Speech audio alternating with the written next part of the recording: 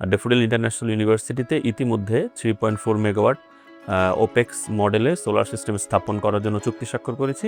Solar system আমি যদি বলি তাহলে solar system is a proven technology. হ্যাঁ, it's a internationally proven technology and it's a reliable source of producing electricity. And at the same time বর্তমানে যত method আছে বিদ্যুৎ তৈরি করার, এর মধ্যে সৌরবিদ্যুৎ সব থেকে সাশ্রয়ী মূল্যে বিদ্যুৎ উৎপন্ন করা সম্ভব এবং এটা গ্রিন এনার্জি এবং renewable energy. Daffodil international university electrical and electronic engineering ডিপার্টমেন্টে একটি স্পেশালাইজড ল্যাব আছে, নাম হচ্ছে সোলার ইলেকট্রিসিটি ল্যাবরেটরি, এবং পাশে ট্রেনিং সেন্টার একটা অ্যাড করা আছে। কারণ এই ল্যাবরেটরি শুধুমাত্র বিশ্ববিদ্যালয়ের একাডেমিক কোর্স এবং রিসার্চের পাশাপাশি বাইরের বিশ্ববিদ্যালয় এবং প্রফেশনালসদেরও ট্রেনিং দিয়ে থাকে। এবং এই ল্যাবরেটরিটি উদ্বোধন করা হয় 2021 সালে। সেখান থেকে প্রতি বছর বিভিন্ন আপগ্রেড হচ্ছে এবং ল্যাবরেটরি ডেভেলপমেন্ট হচ্ছে।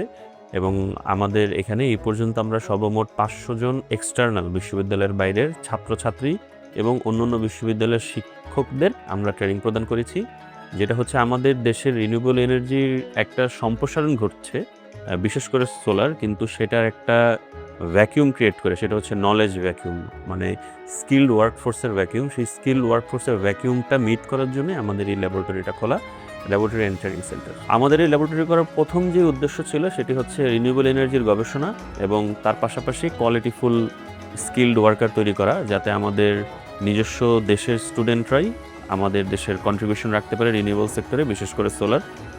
এবং আমাদের পাশাপাশি আমরা মেগা প্রজেক্টের যেহেতু প্রশ্ন এসেছে, মেগা প্রজেক্ট বলতে গেলে আমরা ফিজিবিলিটি অ্যানালাইসিস করেছি মোট 47টি সরকারি বিশ্ববিদ্যালয়ের।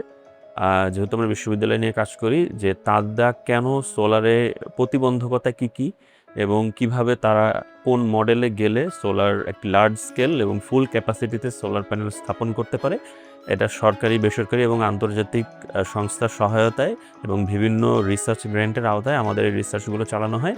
সেখান থেকে আমরা ড্যাফোডিল ইন্টারন্যাশনাল ইউনিভার্সিটিতে ইতিমধ্যে 3.4 মেগাওয়াট ওপেক্স মডেলে সোলার সিস্টেম স্থাপন করার জন্য চুক্তি স্বাক্ষর করেছি এবং তার কাজ বর্তমানে চলমান রয়েছে এবং কিছুদিনের মধ্যেই তার কাজ শেষ হবে। তো আমাদের ক্যাম্পাস যেই 3.4 মেগাওয়াট স্থাপন করতে যাচ্ছে ওপেক্স মডেলের সৌরবিদ্যুৎ, এখান থেকে আমরা আশা করতে পারছি যে আমাদের যে চাহিদার তার বিদ্যুৎ বিলের মোট 25% আমরা হ্রাস করতে পারবো প্রথমত। এর পাশাপাশি আমাদের ফসিল ফিউল ভিত্তিক জ্বালানির উপর নির্ভরতা কমবে, আমাদের ডিজেল জেনারেটরের উপর নির্ভরতা কমবে এবং আমরা গ্রিডের উপর যে চাপ, সেই চাপটা কমবে।